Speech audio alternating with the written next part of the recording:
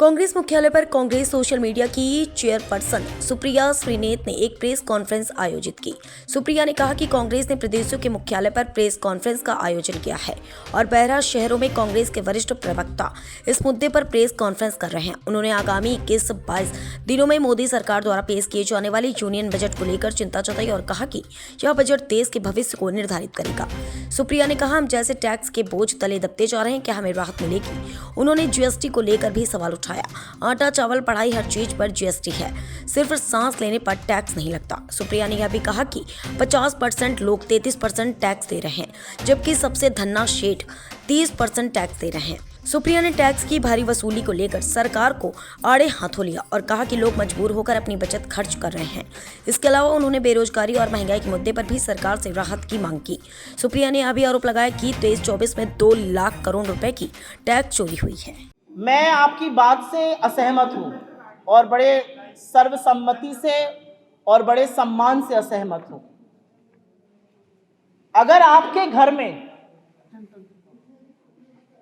आपके घर में बच्चे की पढ़ाई पर, दवाई पर, खाने पर कम खर्च हो रहा है तो आप शहर में रहिए या गांव में रहिए, आपको वो बात चुभ रही है और ये किसी को समझाने की जरूरत नहीं है।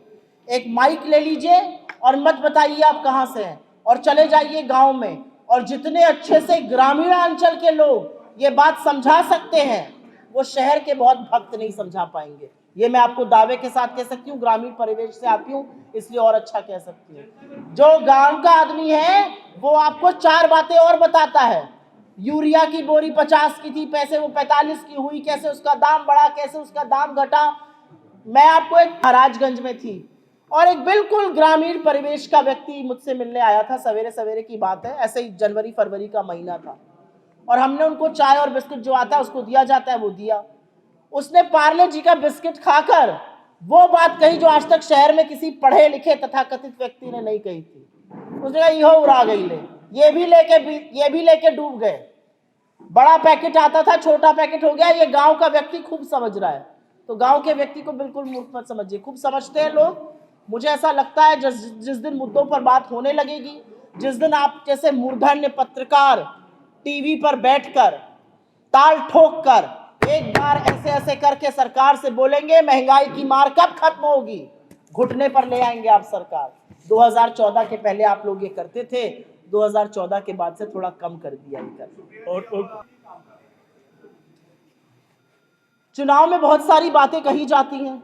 कांग्रेस पार्टी पर एक ही दल है इस पूरे देश में, भारतीय राष्ट्रीय कांग्रेस, जिसके साथ बीजेपी की साठगांठ पर कोई आरोप नहीं लगा सकता, जिसका पूरा आंदोलन आरएसएस ने खड़ा किया, जिनको छोटा संघी बुलाया जाता है, जो जब दिल्ली में दंगे होते हैं चुपचाप बैठ जाते हैं, जो गुजरात जाते हैं बिल्किस बानो का नाम नहीं लेते हैं, जो अपने साथियों को जो एक वर्ग विशेष से आते हैं उनको दूध की मक्खी की तरह निकाल देते हैं, उनके मुंह से ऐसी बातें अच्छी नहीं लगती। मैं शालीनता और मर्यादा इस मंच से नहीं छोड़ूंगी। मुझे ऐसा लगता है जो उन्होंने कहा है वो हास्यास्पद है, फिजूल की बात है।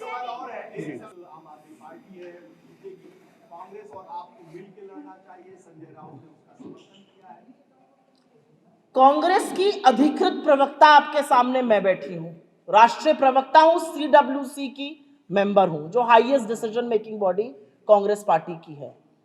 ये उनका निजी बयान हो सकता है, ये पार्टी का बयान नहीं है। अभी एक मिनट,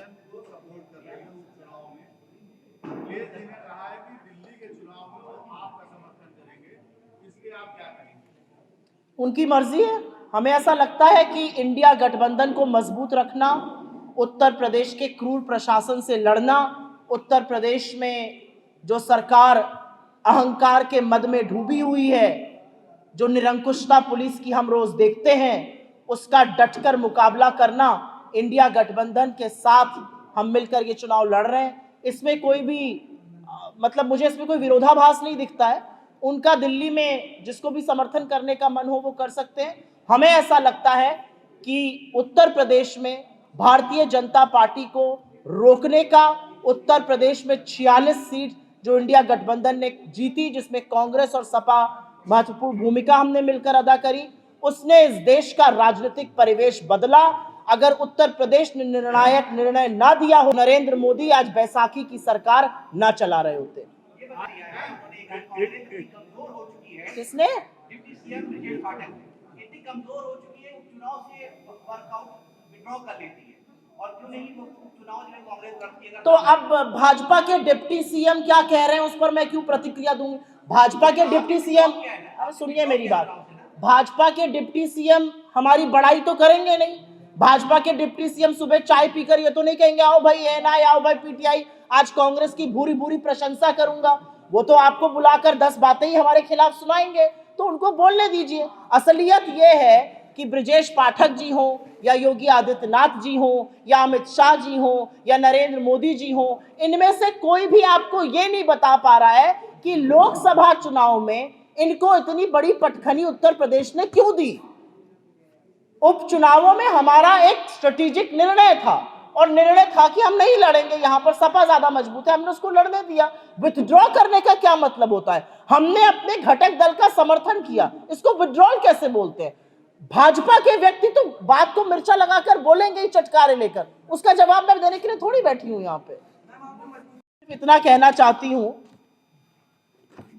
कि 48 घंटे पहले जो सरकार का ग्रोथ नंबर आया वो 6.4% आया है। 7-8% भूल जाइए, डबल डिजिट मोदी जी बात करते थे, भूल जाइए। 6.4% 4 साल में सबसे कम, कोरोना महामारी के बाद का सबसे कम फिगर है। ये नंबर नहीं है, ये कितनी नौकरियां बनेंगी, कितना निवेश होगा, कितना उपभोग होगा, कैसे कैसे राहत मिलेगी, ये उसका सूचक है, और राहत मिलने वाली दिख नहीं रही है। सरकार के बददिमाग मंत्री और तमाम भाजपा के प्रवक्ता और उनके नेता कटाक्ष कर लें, कुछ भी कह लें। मनमोहन सिंह जी के शासनकाल में जीडीपी ग्रोथ रेट 10 वर्ष में औसतन 7.5% रही, उस वेबसाइट को ही बंद कर दिया जाता है। अपनी 6.5% है छुपाने के लिए, उससे फर्क नहीं पड़ता है। फर्क यह पड़ता है कि आप इस देश की जनता के लिए क्या कर रहे हैं। आप $5 ट्रिलियन इकोनॉमी का झुंझुना बजाकर गरीब आदमी का, मध्यम वर्ग का और निम्न मध्यम वर्ग का पेट नहीं भर पाइएगा। वो ढोलना आप बजा रहे थे 2022 के लिए, 2025 आ गया, और $5 ट्रिलियन इकोनॉमी बनने के लिए आपको 10% से ग्रो करना है, आप 7% ग्रो नहीं कर पा रहे हैं, 6.5 नहीं कर पा रहे हैं। आपको इन सब चीजों से कुछ अंधभक्तों की, कुछ चरण चुंबकों की खूब तालियां मिल सकती है, लेकिन ये समाधान नहीं है। समाधान कैसे होगा? जब सरकार समस्या समझेगी, समस्या को स्वीकारेगी, जो नहीं हो रहा है। अंत में इस मंच से हमारी मांग है कि भीषण बेरोजगारी, भयावह महंगाई, कम आय से जूझ रहे इस देश को टैक्स की राहत ये बजट दे। जीएसटी की दरें कम की जाएं, जरूरी रोजमर्रा की जिंदगी के सामान से जीएसटी को हटाया जाए, आवश्यक वस्तु, एसेंशियल आइटम्स और हेल्थ बीमा जैसी चीजों को जीएसटी से मुक्त किया जाए। और अंत में मेरा एक बहुत बड़ा सुझाव है, आपने हमारी स्कीमों के नाम चुरा के अपनी स्कीम बना ली, खूब मार्केटिंग करी, अच्छी बात है, हम भी आपसे सीख रहे हैं। हमारी एक न्याय पत्र, उसमें जीएसटी 2.0 का जिक्र है, जो जीएसटी के परिवेश को सरल भी करेगा और एक ताजा नए रूप से प्रस्तुत भी करेगा। उसको उठा लीजिए, अपने ही लिए, अपने ही श्रेय ले लीजिए, लेकिन इस देश के लोगों को टैक्स की कहर से कुछ राहत दीजिए। ये हमारी मांगे हैं। आपके सवालों का स्वागत है। अगर सवाल पहले जीएसटी और टैक्स और आर्थिक जगत से आएंगे तो मैं बहुत अनुग्रहित रहूंगा। 23-24 वित्तीय वर्ष की बात है, 2 लाख करोड़ रुपए की जीएसटी चोरी हुई है। ये इसके पहले वाले वर्ष से डबल है। पहले वाले वर्ष में 1 लाख करोड़ की हुई थी, 2023-24 में 2 लाख करोड़ की हुई है। इनपुट टैक्स क्रेडिट में धोखाधड़ी आम बात है, 35,000 करोड़ की चोरी हुई है। 25,000 करोड़ रुपए की जीएसटी चोरी जो हुई है वो 18,000 फर्जी संस्थाओं का खुलासा है, उसके थ्रू हुई है। और कोई पहले मैं इस पर आंसर दूंगी।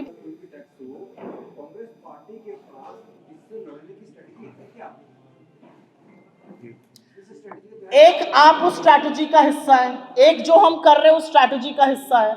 मेरा मानना है, मैं आशा ही कर सकती हूं कि 12 जगह जहां पर हमारे कुछ चर्चित चेहरे प्रेस कॉन्फ्रेंस कर रहे हैं, वहां के अखबारों में, वहां के टीवी चैनल्स पर इस पर बहस होगी, लोगों के सामने थोड़ा सच आएगा, लोग समझेंगे कि देश में क्या हो रहा है, लोग समझेंगे कि क्यों मेरे घर का बजट बिगड़ा वैसे पूरे देश का बजट बिगड़ा हुआ है। तो मुझे लगता है स्ट्रैटेजी का एक हिस्सा ये है। स्ट्रैटेजी का दूसरा हिस्सा है कि हम जीएसटी काउंसिल में इस बात को उठाएंगे, हमने पहले भी उठाया है, लेकिन हमारे सामने ऐसी सरकार है जिसकी वित्त मंत्री से बोलिए लहसुन प्याज महंगा हो गया, वो कहती है मैं लहसुन प्याज खाती नहीं। तो सरकार की संवेदनहीनता को दिखाना विपक्ष का काम है, वो हम कर रहे हैं। आवाज उठाना हमारा काम है, वो हम कर रहे हैं। लेकिन ये डिसीजन, ये निर्णय कार्यपालिका एग्जीक्यूटिव को लेना पड़ेगा, जो सरकार में है उनको लेना पड़ेगा। हमने जबरदस्त मांग उठाई, हेल्थ बीमा से 18% जीएसटी हटाइए, सरकार ऑलमोस्ट मान गई, हमें लगा हो जाएगा, हम तो स्वागत करने के लिए तैयार थे। बजाय हेल्थ बीमा से जीएसटी हटे, पॉपकॉर्न पर नया जीएसटी लग गया, पुरानी गाड़ी पर नया जीएसटी लग गया। तो मेरा अपना मानना है कि सरकार आम आदमी का गला जरूर मरोड़ रही है, पूंजीपतियों को फायदा पहुंचा रही है। स्ट्रैटेजी का एक हिस्सा ये कि उस पर चर्चा तो शुरू हो।